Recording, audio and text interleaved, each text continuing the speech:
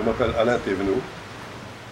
Je suis né à l'île Maurice et puis m'ai expatrié pendant de nombreuses années, plus de 22 ans.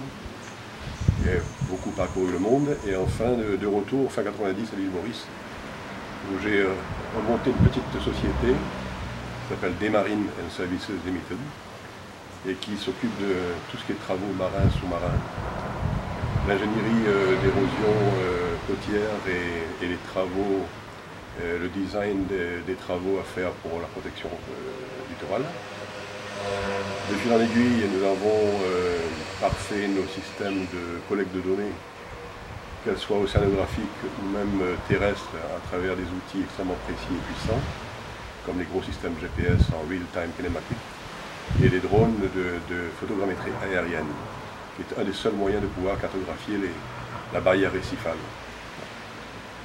Entre-temps, et au fur et à mesure, nous nous sommes aussi intéressés avec le changement climatique, qu'on soit climato-sceptique ou pas, mais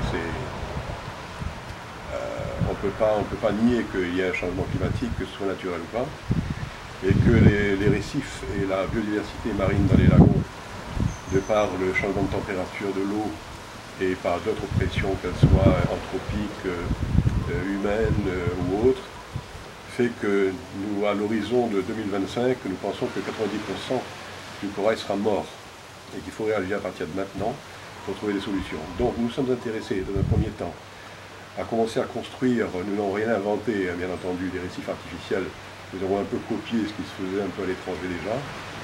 Nous avons appris à faire le béton correct pour pouvoir avoir un pH correct du béton, etc. Et enfin maintenant, nous nous intéressons très rapidement à monter une ferme de corail, à produire du corail en bassin à terre, pour aller beaucoup plus vite avec une nouvelle technique qui a été découverte en Floride par Mote Marine Laboratory, qui s'appelle la microfraction, et qui permet de faire grossir les coraux et les rendre adultes beaucoup plus rapidement, probablement 10 fois plus vite que si on le faisait directement dans la mer. Donc nous avons bon espoir que dans les 3 premières années, nous pourrons produire au moins 16 000 pousses de corail par an et pouvoir les transplanter donc sur ces modules récifaux, qu'ils soient devant les hôtels, que ce soit un projet du gouvernement, un projet des UNDP, un projet Green de la France ou de l'Europe, peu importe. Le fait, c'est de pouvoir produire et d'être présent sur ce terrain. Alors, est-ce que ce sera commercial, profitable ou pas? Commercial un tout petit peu, parce que nous ne voulons pas dépendre de subventions qui peuvent s'arrêter à n'importe quel moment. Et il faut que cette entreprise puisse au moins se payer toute seule.